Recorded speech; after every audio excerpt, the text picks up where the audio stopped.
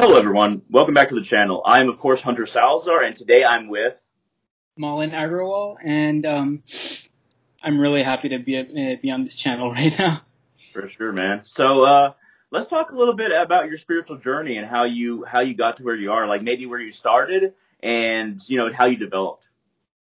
Well, my spiritual journey started. It's a very odd place to start. It started with death. I lost my grandmother in 2008, and I just needed spiritual practice to give myself a place to be, because my grandmother was my rock. She was everything that I wanted, and with that void in my life, I needed something else. How old were you when your grandmother passed? 12. Well, okay. So a lot of us come to a spiritual path because of either trauma or we're seeking something deeper and a deeper connection to, the universe, to the divine. We're trying to find something else, and then we get caught, we get onto a path, and then we keep on moving forward and it develops. So do you feel like, did your family introduce you to Hinduism, or did it kind of come later on? Like, how did you get? Sort of. I mean, the only exposure to Hinduism I had was going to temples and celebrating Diwali at home, but I didn't know the ins and outs. Yeah, that makes sense. Because the ins and outs of, like, I guess when I started with Buddhism and studied that for a while before falling off the path and finding, of course, Kali Ma and Odin in my path that I'm working with now. So it's a process, and we don't always know how we got here. We don't always start off where we end up, because I started with Buddhism and then it developed into something very different later on. Yeah. All right, so I guess we're going to talk about goddess pujas and maybe some of the ins and outs of pujas. So Energy, and that is represented by the color red. And consciousness, divine consciousness, is represented by the color white. And so we use a lot of red flowers in her worship. We use kumkum. We use red sandalwood.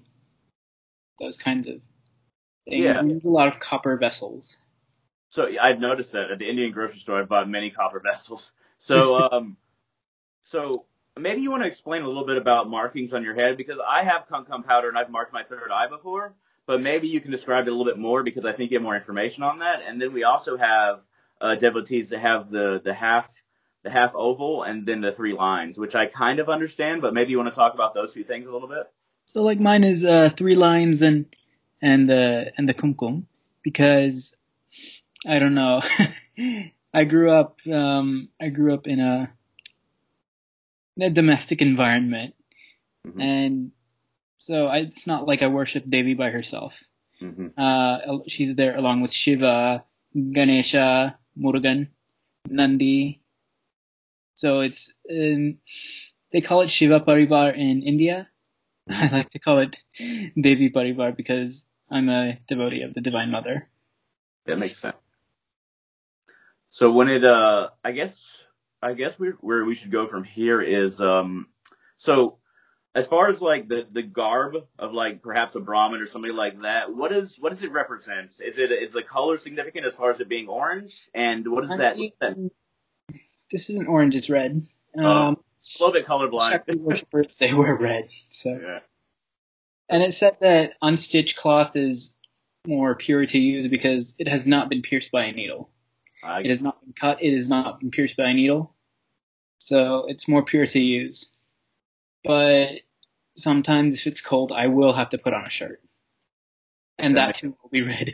I love it, man. So I was going to ask you about that thread that some Brahmins wear or yogis. What is that white thread about? I kind of know what it's about. White thread represents the Trimurti of Brahma, Vishnu, Mahadeva. Or in a more Vedic sense, the three goddesses, Gayatri, Savitri, and Saraswati. That makes sense. And Gayatri is said to be the essence of all the Vedas. So the Gayatri mantra, Om Bhurbhuva Suvah Tatsaviturvarenyam Bhargo Devasya Dhimahi Dhiyo Yo Nah Prachodayat. That is the essence of the entire Vedas. Yeah, I think one sage, or just I can't remember if it was a sage or a pundit, said that the Vedas were the grass and the Upanishads were the the cow that feeds upon the grass, and the Bhagavad Gita is the butter or milk gotten from that cow. Have you heard that before? I think so, but there's another shloka that says the Upanishads are the cows. The cow herd is Krishna, of course, the one who milks the cows. And the calf is Arjuna. That makes a lot of sense. Sarvapanichado gavo, dogdha gopalanandana, partho vatsa sudhir bhokta, dugdham gita amritam mahata. And the milk is the essence of the Gita. That makes sense. It's like a process of inward development, even in the civilizations that we know about, or the tiny piece of history that we have when it comes to archaeology. Archaeology only goes back so far, but I'm sure we can agree that the yugas are a thing, and they've been a thing on this planet, right, for a long time. Yeah, very long time. So when it comes to the Bhagavad Gita, what author do you like? So, I mean, there's so many different interpretations. So I've listened to the Mahabharata. It's called Jaya. I've listened to that many times. The Bhagavad Gita that I find the most like accurate and also informative is the Essence of the Bhagavad Gita by Kriyananda, remembering Paramatma Yogananda's teachings. So do you have a specific Bhagavad Gita that you like, or is it just not as relevant as some other things that you work with? Most of my religious texts come from a publishing company in India called Gita Press. So that's where I got mine because, I don't know, it's a bit simpler to use. It has like translations after each verse, and you can get it in English, you can get it in Devanagari, you can get it in, I don't know, many languages are available. Yeah. So there's So I've encountered a lot of Hindus that are Hare Krishna, and I've encountered a lot of Hindus that are very opposed to Hare Krishna. I think that both paths are valid. Do you feel that way, or do you feel like it's too monotheistic, or what's your idea on that? It's like a hybridization of Christianity and Hinduism, Vaishnavism specifically. I mean, in a real sense, this tilak, right? This one is not allowed because it said that the temple of Lord Vishnu is upward, so I'm breaking Vishnu's temple. Okay. I think we're on the same page then. But they are chanting Krishna's name, which is still good. Which is heartening to see. For sure. So I'm going to say a mantra right now, and I want you to tell me how I do it wrong as far as pronunciation. Can you do that? Okay. Om Namo Bhagavate Vasudevaya Om. And you're actually doing it right. Just excellent. There's no need for the second Om at the end. Oh, gotcha. So you don't need the Om at the end of a mantra? Or no. If you're chanting like japa, you're like Om Namo Bhagavate Vasudevaya, Om Namo Bhagavate Vasudevaya, Om Namo Bhagavate Vasudevaya, repeatedly. There's no Om at the end. Okay, gotcha. That's actually pretty informative because I did not know that. So when we're talking about, let's talk about Kalima and Durga. They are two sides. Are they two sides to the same goddess, or are they completely different goddesses with similar natures? They're two sides of the same coin, basically. That's kind of. It said that Chanda and Munda, the two demons, were giving her a run for her money, and Kali manifests from her. Mm-hmm. The ferocious side of the Divine Mother, does that sound right? Yes, she just wrinkled her forehead a little bit, and from her third eye came out Kali. That sounds a lot like Athena. Athena coming out of Zeus' forehead. I don't think that they're the same being per se, but I will say that there's some similarities that are very interesting. All right. So I guess at this point, I'm going to start asking about ritual implements. So what is this called and how is it used? Because I love these things. I use them. I just don't know what they're called or exactly how they're supposed to be used. This is called an Ekadipa, or a single diya. You can call it that. And you just put one wick in there because that's all it has room for. Yeah. And I've seen a lot of people like circle over different gods and goddesses. They'll go like this. Is there the Arti. Huh? Arti. Oh, okay. That's what that's called? Yeah. Yeah, you went to the ISKCON temple, right? In Dallas? Yeah. I don't know if you saw it or not. They were having like a kirtan, and the priest was waving a lamp in front of Krishna. What does that mean? Is it just like it's like blessing, or like you're concentrating, or what is the use of that? I mean, does it have like a particular kind of stuff?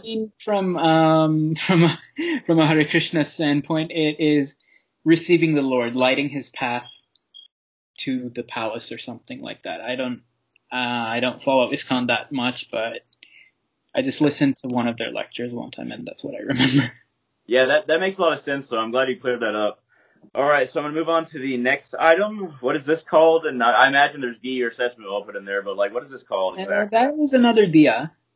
This is basically, I've heard it called as a tower diya, because it's a tower, and then it's got a diya on it.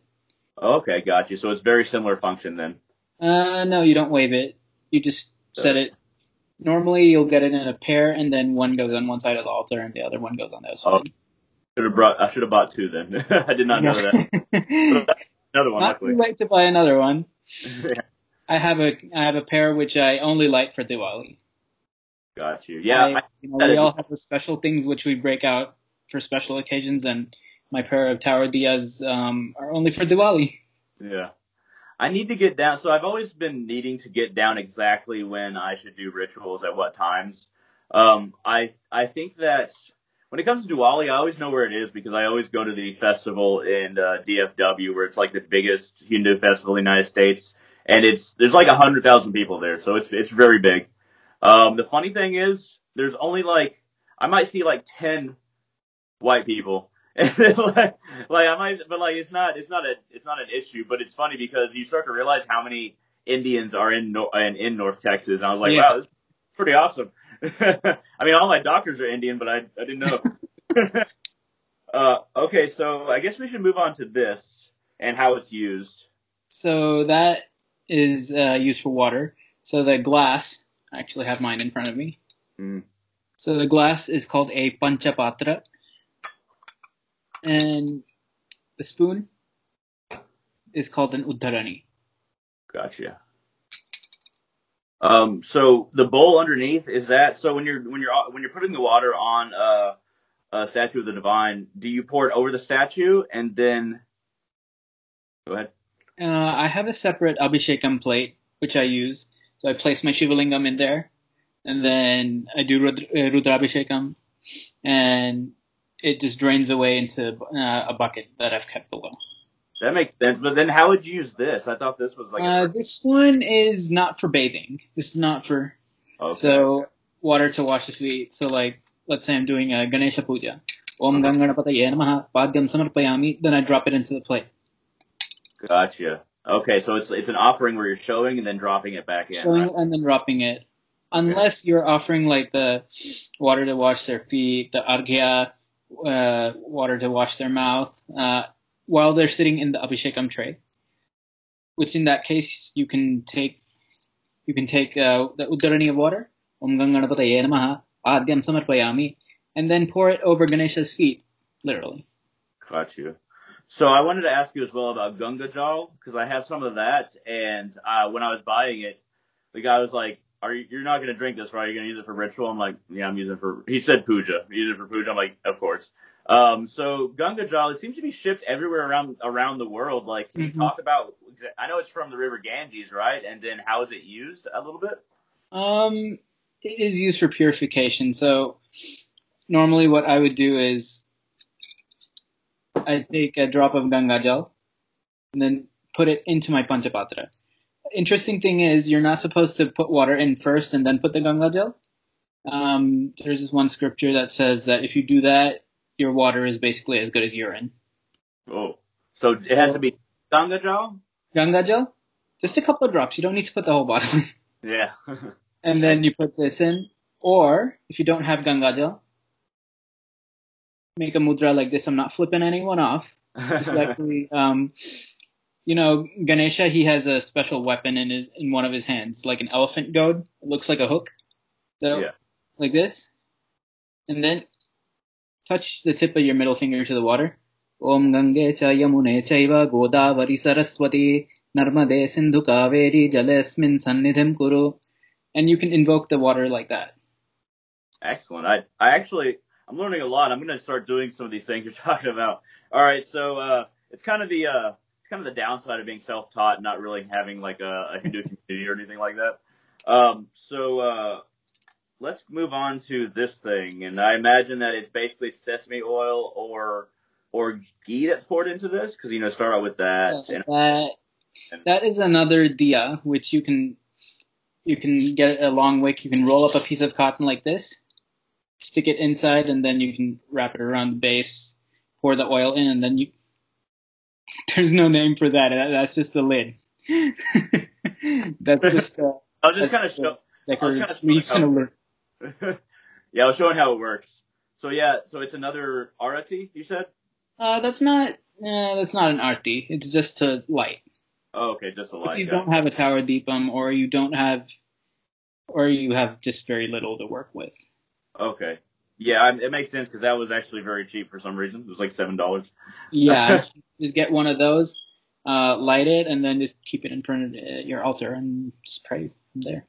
I think I used it right by accident because of the Kali Ma blessing that I did recently. Yeah, saw that.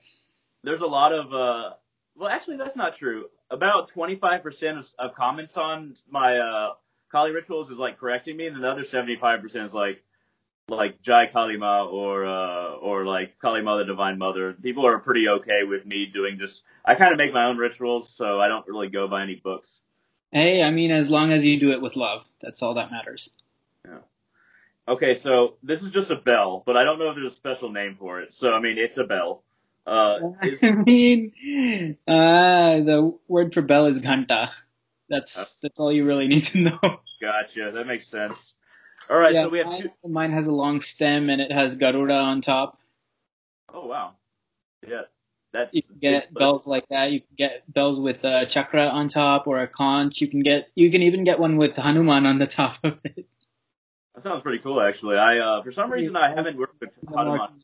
I have worked with Krishna and, of course, the Divine Mother Kali Ma more than anything else, because she's my first. But well, she's like first in my book. Like, she's like the Divine Mother. You're a mama's boy. Just face it. You're a mama's boy. Yes, I am. Me too.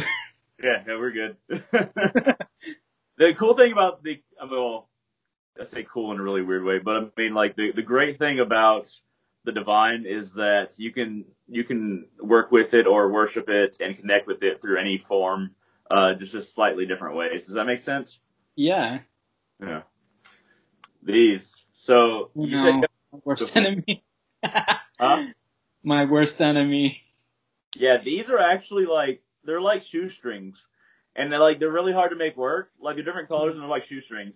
And then these are, of course, very thin. So do you want to talk about how to make them? They don't the long white ones. They don't soak up the ghee or the oil very well. Yeah. That's why I just buy a bulk of a big thing of cotton, and I just make my own. That makes sense. So when you're saying a big thing of cotton, are you talking about cotton balls, or what are we talking about here exactly? A big roll of cotton you get at the drugstore. Gotcha. That makes sense. All right, let's move on to ghee. So I have two ghee kinds here. They're also probably different brands. I have buffalo ghee and cow ghee. And you were saying earlier that cow ghee is appropriate, but probably not buffalo, right? Is there a reason for that? Well, cows have a significance in Hinduism as being a motherly figure, because not only do cow babies drink their milk, humans do too. Yeah. It makes sense. So, I guess in closing here, maybe we should talk about maybe a significant experience, or your significant understanding of perhaps the Divine Mother in whatever way you worship her. What can you tell us about your connection or some experience you've had, or some things that she's changed in you that has made you a better person? Would you like to say some words on that? I mean, I used to suffer from anxiety and depression. It's in remission, if you will. I haven't been having many episodes as of lately, but around 2017, 2018, it was so bad. I was contemplating suicide. I'm no, this is not what I want. So I was about to poke myself in the throat with Ma's trident, and the moment I held it against my throat, a flower fell from her hand. I'm like, okay, I'm not doing this anymore. She's spoken to me. Not your time. No. So I actually commiserate because before I found my path, I attempted suicide by overdose like a lot. And I do have lots of cuts on my body, things like that. This is many years ago. But once I found a spiritual path or at least a direction to go, then I know I had a mission. It was no longer just like me just living. It was more about achieving a mission or a connection. Does that sound like something that you felt as well? Yes, she did save me many times. It's funny how that works because I bet that the reason I didn't die every time was Kali Ma secretly was saving me before I knew about her. Because a lot of the time, these gods and these relationships will go over multiple lives, and a god or goddess will be watching over you even before you find them. Is that something that you kind of believe too? Yes, and it just kind of resonates with me. Mm-hmm. Her energy, her power, because I can be really nice, or if you cross a line with me, I can be very vicious.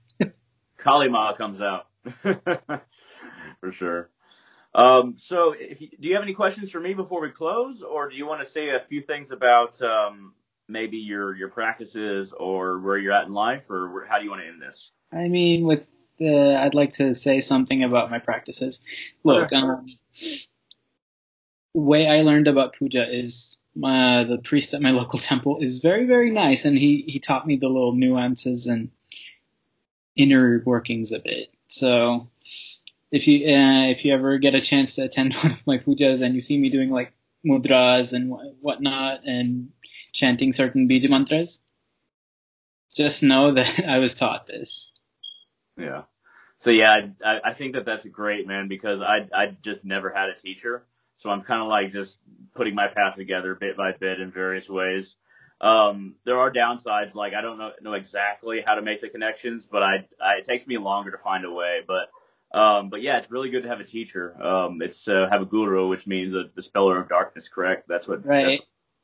And of course, Guru Sakshat Parabrahma. Your guru is your connection to the divine. Mm-hmm.